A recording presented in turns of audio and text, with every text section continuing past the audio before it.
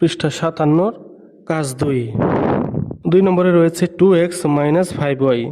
এটাকে ঘন করতে হবে সূত্রের সাহায্যে। সমাধান লিখলাম, তারপর ঘন দিলাম, ব্র্যাকেটের বাইরে একটা কিউব দিলাম, ঘন দিলাম। এখন এটা থেকে এই যে এই লাইনটি কিভাবে হলো সেটা দেখি। আমরা একটি সূত্র জানি, a - b হোল কিউব সমান a cube minus 3a² b plus 3ab² minus b cube. এই সূত্রটি আমরা জানি। এখন এই সূত্রে আমরা দেখি, এখানে রয়েছে সূত্রের মধ্যে a আর b, কিন্তু এখানে a এর জায়গাতে 2x, b এর জায়গাতে 5y। তারপর সূত্রের মধ্যে রয়েছে a কিউব, কিন্তু এখানে হবে 2x কিউব, কারণ a এর জায়গাতে 2x রয়েছে। সূত্রের মধ্যে আছে মাইনাস 3a² b, এখানে হবে মাইনাস 3 ঠিকই থাকবে, a এর জায়গাতে 2x² হবে, b এর জায়গাতে 5y হবে। সূত্রে রয়েছে প্লাস 3ab², এখানে প্লাস 3 ঠিকই থাকবে, a এর জায়গাতে 2x, b এর জায়গাতে 5y² হবে। সূত্রে রয়েছে b কিউব, কিন্তু এখানে হবে 5y কিউব, কারণ b এর জায়গাতে 5y রয়েছে। এখন দেখি 8x কিউব কীভাবে হলো। এই যে কিউব রয়েছে, কিউব 2a পাবে, কিউব x-এ পাবে।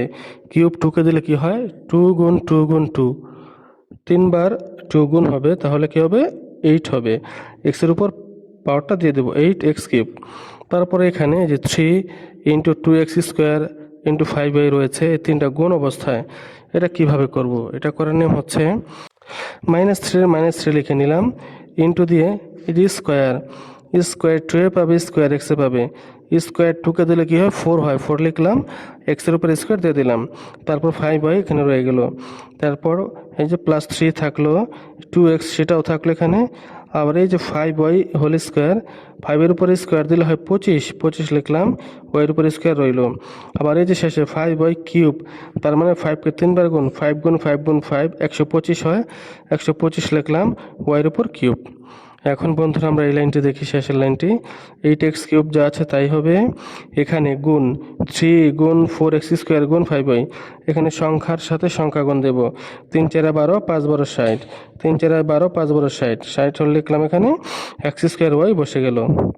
তারপর এখানে 3 ইন্টু 2x ইন্টু 25y², এটা গুণ দেব, এখানে সংখ্যার সাথে সংখ্যা গুণ দিতে হবে, 3 দুগুণে 6, 3 দুগুণে 6, আর 25-এর সাথে গুণ দিলে কত হয়, 150 লিখলাম, x-এর x থাকবে, y² এখানে বসে যাবে। তারপর শেষে রয়েছে মাইনাস 125y কিউব, এটা লিখে দিলাম। এটাই হচ্ছে আমাদের শেষের অ্যান্সার।